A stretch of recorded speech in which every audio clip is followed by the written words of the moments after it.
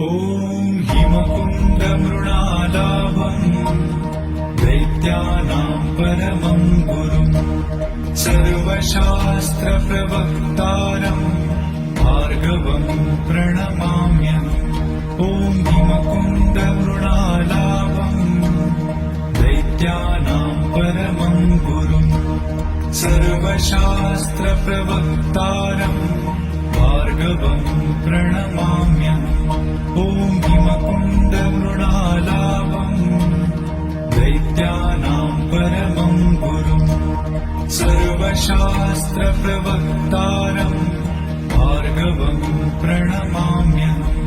ॐ हिमकुन्दमृणालाभम् दैत्यानां परमं गुरुम् सर्वशास्त्रप्रवक्तारम् भार्गवं प्रणमाम्यहम्।